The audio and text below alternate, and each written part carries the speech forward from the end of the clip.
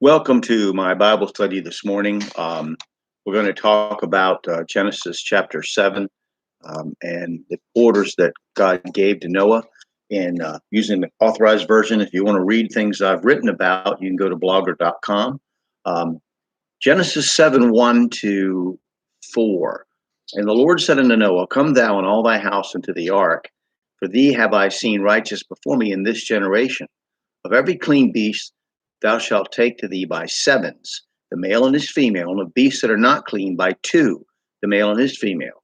Of fowls also of the air by sevens, the male and the female, to keep seed alive upon the face of all the earth. For yet 7 days, and I will cause it to rain upon the earth 40 days and 40 nights, and every living substance that I have made will I destroy from off the face of the earth. Now here God gives Noah more specific instructions. Creatures that were considered clean, which were worthy of sacrifice to God, we'll see 8:20 coming up, were commanded to be permitted in by sevens rather than the twos that the common animals came as. Clean beasts were understood as different from other animals. Perhaps could the difference between clean and unclean have to do with a genetic code that was corrupted by what was happening before the flood? It is no coincidence that with Christ's resurrection, all animals are made clean. Acts 10:9 to 15. On the morrow, as they went on their journey and drew nigh into the city, Peter went up into the housetop to pray about the 6th hour. And he became very hungry and would have eaten, but while they made ready, he fell into a trance, and saw heaven opened and a certain vessel descending unto him, as it had been a great sheet knit at the four corners, and let down to the earth, wherein were all manner of four-footed beasts of the earth, and wild beasts, and creeping things, and fowls of the air. And there came a voice to him, Rise, Peter, kill and eat. But Peter said, Not so, Lord, for I have never eaten anything that is common or unclean. And the voice spake unto him again the second time, What God hath cleansed, that call not thou uncommon. In any case, it is clear that prior to the law given to Moses, there was an understanding of God's standard of clean and unclean animals, just as Abram knew to honor God on an altar, and Job understood sacrifices for sin. There was a knowledge of God's standard which became corrupted, and which understanding he renewed in the law given to Moses. Clean animals were brought into the ark by sevens and unclean by twos. The literal reality is far different from that in the popular imagination of all creatures being brought in by twos. Still, these were probably not a huge variety of animals based on the information given later in the law. Birds are included in the groups of sevens brought in, so what we would today consider in the taxonomic classification of family had its bird representatives.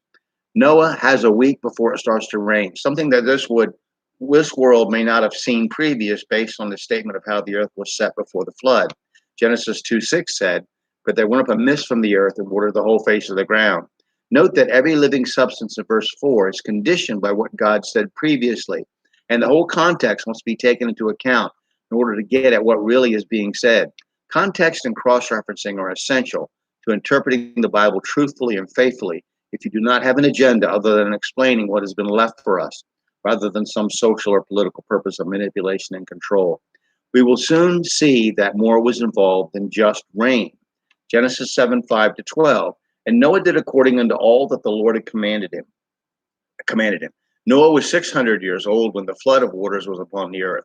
And Noah went in, and his sons and his wife and his sons' wives with him into the ark because of the waters of the flood, of clean beasts and of beasts that are not clean, and of fowls and of everything that creepeth upon the earth. There went in two unto Noah unto the ark, the male and the female, as God commanded Noah. And it came to pass after 7 days that the waters of the flood were upon the earth. In the 600th year of Noah's life, in the 2nd month, the 17th day of the month, the same day were all the fountains of the great deep broken up, and the windows of heaven were opened, and the rain was upon the earth 40 days and 40 nights. The earth was covered with water from both rain and from the eruption of great fountains of water under the earth's crust. Skeptics used to ask, where did this water from underneath come from, and where did it go after the flood? Those whose faith was solid did not worry about this question, as they should not worry so much about any question regarding the Bible's accuracy. If science is diligent, it may catch up to the Bible at each point of question. This cataclysm also included volcanic activity of immense proportions. Scientists now believe that there is enough water under the ground to cover the continent, since 600 feet of water, if it were above the ground, according to November 17, 2015 news article on the Christian Science Monitor website. And that was Scientists Tally Earth's Hidden Mega Stashes of Groundwater. That was written by Lucy Schutten. A March 12, 2014 article on the Scientific American website also confirmed that scientists believe there is as much water in the Earth's mantle in a particular zone as there is in the Earth's oceans. And that was from a article in the University of Chicago Press. It was actually I'm sorry, that was Becky Oskin. Her article was "Rare Diamond Confirms that Earth's Mantle Holds an Ocean's Worth of Water." That was Scientific American, March 12, 2014. Okay, so we're going to stop there. God brought to the ark the creatures that he wanted preserved, and in the 600th year of Noah's life, the deluge began. We'll continue to talk about this next time.